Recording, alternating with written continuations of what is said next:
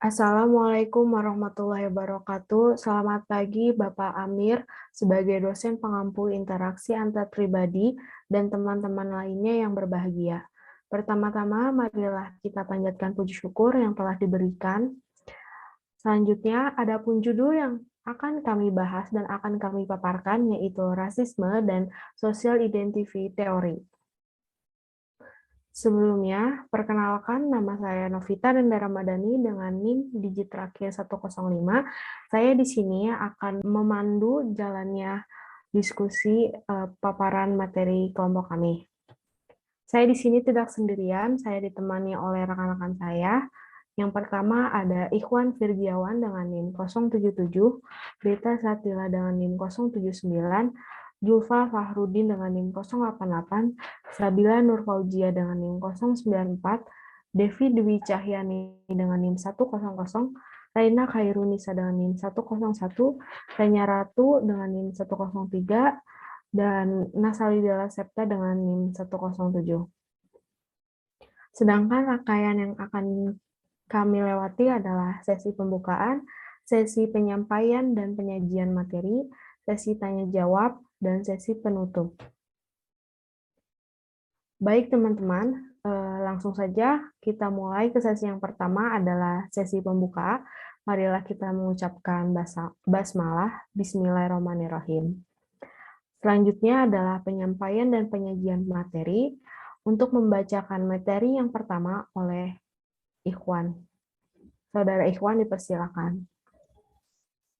Baik, terima kasih moderator. Di sini saya akan membaca tentang rasisme atau rasialisme adalah suatu paham yang merasa ras diri sendiri merupakan ras yang paling tinggi daripada ras lainnya. Rasisme ini biasanya dikaitkan dengan paham diskriminasi suku, agama, ras, adat, golongan, atau ciri fisik pada orang. Target umum intoleransi di masyarakat kontemporer. Di semua masyarakat, beberapa kelompok sosial dihargai, sementara di kelompok lain distigmatisasi. Stigma adalah atribut yang mendiskreditkan seseorang atau kelompok sosial di mata orang lain. Erving Goffman membedakan 3 kategori berbeda terhadap stigma. Yang pertama, identitas kesukuan, ras, jenis kelamin, etnis, agama, asal negara. Yang kedua, cacat karakter individu, gangguan jiwa, kecanduan, homoseksual, kriminalitas. Yang ketiga, kekejian tubuh, cacat fisik, penyakit, dan kegemukan. Isyarat penampilan berbasis ras dapat memicu diskriminasi. Stereotip negatif yang terang-terangan berdasar keyakinan pada superioritas rasialnya sendiri, ditambah dengan oposisi terbuka terhadap kesetaraan ras, mencirikan apa yang dikenal sebagai rasisme kuno. Penelitian menunjukkan bahwa ketika seseorang dari ras apapun membuat penilaian berdasarkan penampilan fisik, fitur terkait ras, orang target dapat mempengaruhi penilaian sosial dalam 2 cara. Rasisme zaman modern lebih ambivalen daripada bermusuhan secara terbuka. Meskipun hubungan ras Amerika telah meningkat secara signifikan selama 50 tahun terakhir, survei orang Afrika Amerika menemukan bahwa lebih dari setengahnya masih melaporkan memiliki setidaknya 13 gangguan rasis per tahun. Rasisme permusuhan. Nilai-nilai Amerika yang bertentangan terkait dengan ambivalen rasial. Poin pertama, ada etika Protestan. Kebanyakan orang yang tidak berhasil dalam hidup hanyalah orang yang malas. Yang kedua, siapapun yang mau bekerja keras memiliki peluang bagus untuk berhasil. Yang ketiga, jika orang bekerja cukup keras, mereka harus membuat kehidupan yang baik untuk diri mereka sendiri. Yang keempat, kebanyakan orang menghabiskan banyak waktu dalam hiburan yang tidak menguntungkan. Ada juga poin kedua, humanitarianisme, egalitarianisme. Yang pertama, seorang harus menemukan cara untuk membantu orang lain yang kurang beruntung daripada dirinya sendiri. Yang kedua, harus ada kesetaraan untuk semua orang karena kita semua adalah manusia. Yang ketiga, setiap orang harus memiliki kesempatan yang sama dan suara yang sama dalam banyak hal. Yang keempat, bertindak untuk melindungi hak dan kepentingan anggota masyarakat lainnya adalah kewajiban utama bagi semua orang. Intoleransi berdasarkan orientasi seksual dan berat sering diterima. Rasisme, permusuhan, dan seksisme ambivalen melibatkan ekspresi keduanya positif, sikap negatif terhadap kelompok sasaran. Namun, ada kelompok sosial lain masyarakat yang membangkitkan sedikit perasaan positif pada mereka yang bias terhadap mereka. Dalam grup ini, lebih mungkin untuk membangkitkan emosi jijik, dan contoh penghinaan seperti itu prasangka menghina melibatkan orientasi seksual dan berat badan. Selanjutnya akan saya serahkan kembali kepada moderator. Baik, terima kasih Ikhwan. Selanjutnya ada contoh yang akan ditampilkan oleh rekan-rekan saya yang lainnya. Hey guys, kita tuh ada tugas itu kan intrap buat bahas materi buat nanti di presentasi minggu depan. Perasaan kita bukan bertiga doang deh, kayaknya ada berapa orang gitu. Ada satu orang lagi, Bet. Si Nasali, kamu tahu gak? Iya tahu, kenapa? Atau nggak dimasukin ke grup? Dia asal nggak ada tadi juga. Iya, aku yang admin grupnya ya, tapi aku teh belum masukin dia ke grup soalnya gimana ya, dia teh gak enak dilihat gitu, Bet. Asa hitam gitu dia teh, Bet. Ih, Iya, iya bener tahu Bet, udah mah item keriting lagi. kalian nggak boleh kayak gitu atuh. Kasihan dia, nanti dia nggak dapet nilai. Kalian teh ngapain ngerasisin dia kayak gitu? Iya Tapi sih. fakta ya, Jul. Tapi ya kelihatannya gitu, Bet, dan kelihatannya. Ya tuh gimana tuh? Atuh masukin aja sih Nasalinnya ke grup. Kasihan dia nggak dapet nilai nanti dimarahin sama dosen. Iya ya, kasihan juga sih. Ya udah kita masukin ke grup, terus kita bikin buat presentasi ya. Udah tuh. Iya betul. Selanjutnya, materi social identity theory akan disampaikan oleh saya sendiri. Identitas sosial. Identitas sosial adalah bagian dari konsep diri seseorang yang berasal dari pengetahuan mereka tentang keanggotaan dalam suatu kelompok sosial bersamaan dengan signifikasi nilai dan emosional dari keanggotaan tersebut. Selanjutnya, stereotip. Stereotip yaitu penilaian atau anggapan terhadap seseorang berdasarkan kelompok sosial yang tersebut berada. Pada tingkat yang paling dasar, stereotip melibatkan keyakinan tentang kelompok tertentu. Prasangka melibatkan sikap terhadap kelompok tersebut, dan diskriminasi melibatkan tindakan terhadap kelompok tersebut. Jadi, dalam memahami konflik antar kelompok dan intoleransi, stereotip adalah komponen kognitif. Prasangka komponen adalah komponen afektif, dan diskriminasi adalah komponen perilaku. Misalnya, ketika kita melihat orang yang bersuku Batak yang berbicaranya dengan nada tinggi, kita menganggap bahwa orang tersebut yang bersuku Batak itu galak. Atau ketika kita melihat orang Sunda yang berbicara dengan nada lemah lembut yang dianggap baik. Selanjutnya, tujuan stereotip.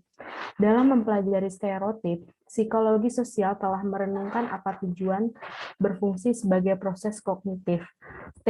Stereotip adalah jalan pintas untuk berpikir, yang memberi kita informasi yang kaya dan khas tentang individu yang tidak kita kenal secara pribadi. Dua fungsi pemikiran stereotip, yaitu cepat dan efisien, dan tetapi sering salah. Salah satu alasan penting aktivitas stereotip sering menghasilkan penilaian sosial yang cepat adalah bahwa menyaring persepsi sosial melalui stereotip menyebabkan orang memperoleh informasi yang relevan tetapi tidak konsisten dalam stereotip. Selanjutnya, efek homogenitas luar grup. Efek homogenitas luar grup adalah kecenderungan untuk menganggap orang-orang di luar grup lebih mirip satu sama lain daripada anggota in-group. Meskipun kita cenderung menganggap kelompok luar sebagai sesuatu yang cukup seragam, pandangan kita tentang anggota kelompok dalam umumnya adalah bahwa mereka relatif berbeda dan kompleks. Misalnya, orang dewasa muda cenderung menganggap orang lain seusia. Mereka memiliki kepribadian yang lebih kompleks daripada orang tua, sedangkan orang dewasa yang lebih tua memiliki keyakinan yang persis berlawanan. Selanjutnya, konten stereotip dan hubungan antar kelompok. Stereotip berkembang dalam lingkungan sosial di mana kelompok sering berinteraksi secara teratur satu sama lain.